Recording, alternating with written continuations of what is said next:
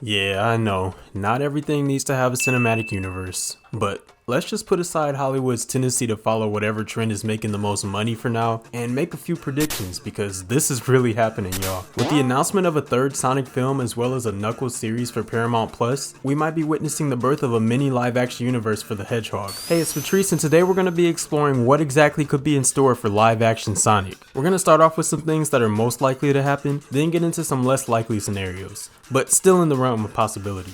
Let's start off diving into some speculation about the third movie. Yeah, I know, the second one isn't even out yet, so it may be a bit premature. But to be fair, if Paramount and Sega didn't want fans speculating, maybe they shouldn't have announced the film so early. Just saying.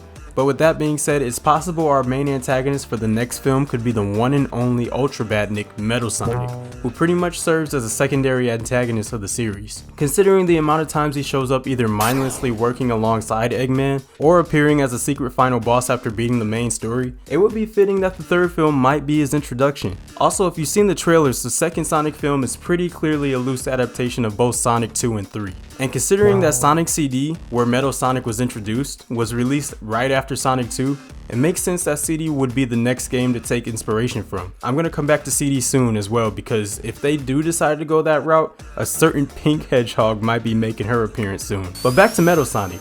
I'm gonna do a quick theory on the plot of Sonic 2, and for some this might be an obvious route, but if you want to go into one of the greatest films of this year blind, then feel free to skip into the next section.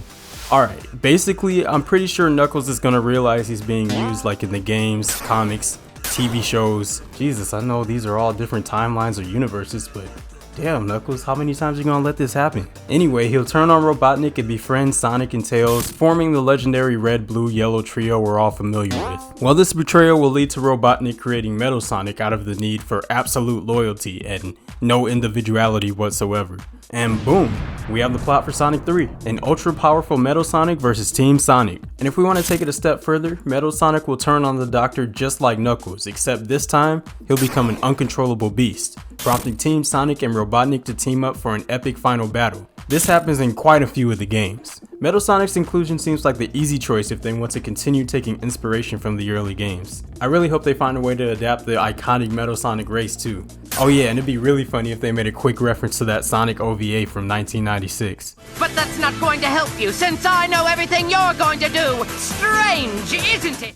Now if they chose not to go in the direction of Metal Sonic, fear not, because there are plenty more rivals and villains to pull from in the Sonic universe. You guys can probably guess where I'm going with this without me saying much more. That's right, Shadow the Hedgehog has a high possibility of showing up in the third film. And before you guys tell me I'm wrong, let me explain my reasoning. Introduced in Sonic Adventure 2, Shadow filled the role of Sonic's emo counterpart, I mean Sonic's newest rival. And though they end up working together in the end, they have plenty of moments where they don't even let each other finish their sentences. Ha! You're not even good enough I'll make to you be eat my those words. This was actually a pretty funny glitch in the games. But ever since Sonic Adventure 2, Shadow has remained one of Sonic's greatest rivals. What makes me think he'll appear in the films though, is that Shadow is a super popular character and Paramount would be out of their minds to not include him at some point. Just to illustrate to you guys how big Shadow is, in 2018, Sega conducted an official Sonic character popularity poll. Of course Sonic came in first, but Shadow came in a very close second, only losing by around 100 votes. He's only the second most popular character in the whole canon. Let me get you a chair, Mr. Shadow. At the time this poll was conducted, he was damn near the most popular character in the canon. If that's not enough to convince you that a multi-billion-dollar film company looking to make line go up would include the series' second most popular character, what if I told you that there already may be hints at his eventual inclusion? Yeah, that's right. If you played Sonic Adventure 2, you may remember the military organization GUN that Sonic did his city escape from in the very first level. It's now confirmed that the organization is going to play a role in the second Sonic film. There's even a photo of one of their helicopters on set, and if you look closely you can see it says SA2, the abbreviation of the game. They've already started loosely adapting aspects from the Adventure series. It's only a matter of time before they go all in and include our dark, dramatic, Maria-loving boy. The only reason I can see them skipping over Shadow in the third film and including him later is because his story beats might be a bit too similar to that of Knuckles, in that he would be Sonic's rival and then eventually team up with him. But hey, I could be wrong here, and they could go a completely different route. Also, this is just me hoping, but a Shadow Paramount Plus series would be heaven sent. My name is Shadow. I'm the world's ultimate life form. Speaking of Paramount Plus series, as I mentioned earlier, a Knuckles series starring Idris Elba has been announced as well. And bruh, I did not see this coming at all. I knew the Sonic film was a commercial success, but I didn't think they were ready to go all in on the universe just yet. In fact, the announcement of the Knuckles series was the whole reason we decided to make this video. But what exactly could we see in this show? Will it be a limited series or have multiple seasons? That we'll have to wait and see, but considering the movie only has a 2-hour runtime and has to balance character arcs for Sonic, Tails, and everyone else, I think the show is the perfect opportunity to give Knuckles a bit more depth.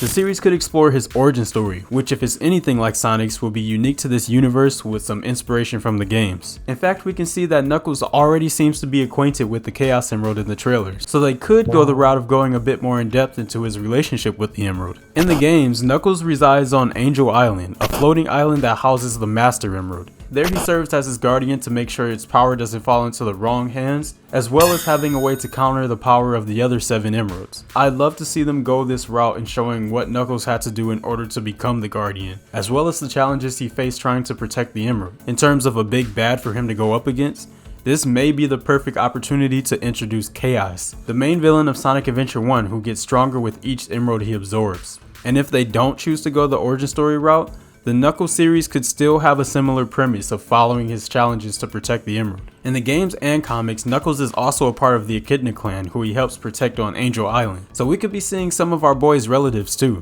Oh yeah, and there's a big possibility we could be seeing the Chaotix, considering the Knuckles Chaotix game was released the year after Sonic 3. And since the game was the spin-off title, it would be fitting that the spin-off series would also be loosely based on the game. And just imagine seeing Mighty, Charmy, Espio, and Vector in live action. Actually, I'm not sure how well that will work, but hey, I'd be open to giving it a shot.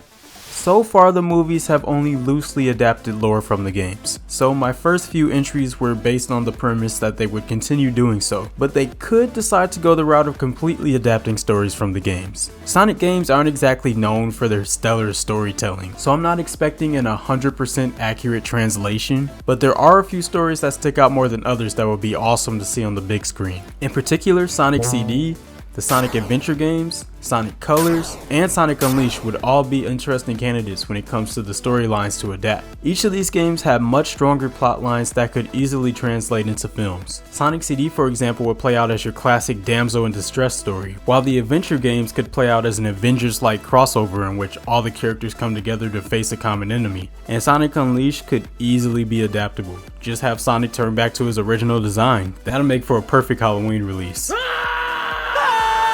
Sonic has a huge cast of side characters, and with every game, the cast only continues to expand. We've already gone over both Shadow and Metal Sonic, but who else might we see joining the Sonic Cinematic Universe? Looking back at that character popularity poll, the next choice would be Amy Rose, who would be easy to introduce if they decided to take some inspiration from Sonic CD next. Clocking in at 5th place in that poll, Amy has been a staple of the franchise ever since her debut in 1993.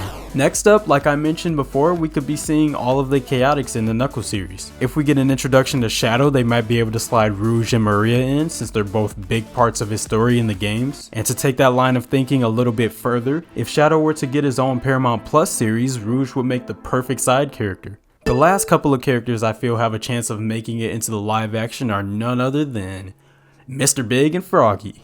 I'm just playing. I don't know if they'll ever be able to make it into the films, but hey, I love Big and Froggy. I would love to see them in live action too. But seriously, I think both Silver and Blaze have potential to join in on the films, only because they could introduce a time traveling plotline that might be fun to explore on the big screen. Also, they're two of the coolest characters in the canon, are you kidding me?